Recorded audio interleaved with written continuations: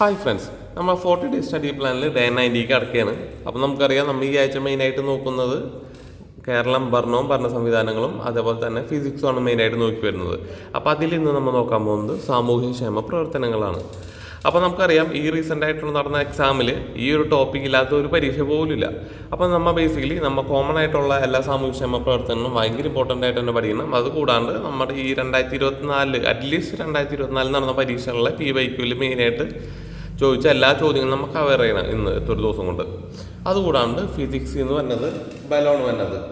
ബലം എന്ന് കേൾക്കുമ്പോൾ നിങ്ങൾ ചെറിയ ടോപ്പിക്കാണെന്ന് വിചാരിക്കരുത്. ബലത്തിനടിയിൽ വരുന്ന വിവിധ തരം ബലങ്ങൾ ഏതൊക്കെയാണ്, അതുപോലെ ഘർഷണങ്ങൾ ഏതാണ്, ഘർഷണത്തിൻ്റെ ഉപയോഗങ്ങളും ദോഷങ്ങളും, പിന്നെ ദ്രാവകമർദ്ദം നോക്കുക, പ്ലവക്ഷേമ ബലം നോക്കുക, ആർക്കിമിഡീസ് തത്വം, പാസ്കൽ നിയമം, അങ്ങനെ ബലത്തിന് കീഴിൽ വരുന്നുള്ള എല്ലാ ടോപ്പിക്സുകളും ഇന്നത്തെ ദിവസവും നോക്കാം.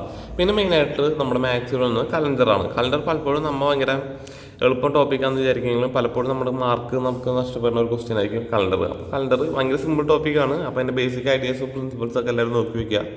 അതുപോലെ തന്നെ English, direct and indirect speech, ഈ റിപ്പോർട്ടർ സ്പീച്ച് നിങ്ങൾക്കറിയാം ഭയങ്കര ഇമ്പോർട്ടൻ്റ് ആണ്. പക്ഷേ ഏറ്റവും സിമ്പിളാണ്. നമുക്ക് അതിൻ്റെ 2-3 ആ കോഴ്സ് പഠിച്ച് വെച്ചാൽ നമുക്ക് പെട്ടെന്ന് ക്രാക്ക് ചെയ്യാവുന്നതാണ്.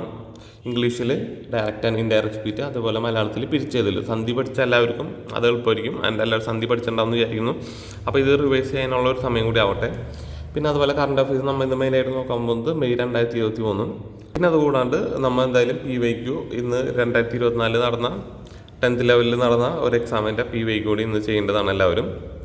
അപ്പോൾ എല്ലാവരും നന്നായി പഠിക്കണമെന്ന് വിചാരിക്കുന്നു. ഇനി നമുക്ക് വളരെ എണ്ണപ്പെട്ട ദിവസങ്ങളിൽ നമ്മുടെ മുന്നിലുള്ളൂ. അപ്പോൾ എല്ലാവരും നന്നായി പഠിക്കാം. Thank you. Have A nice day.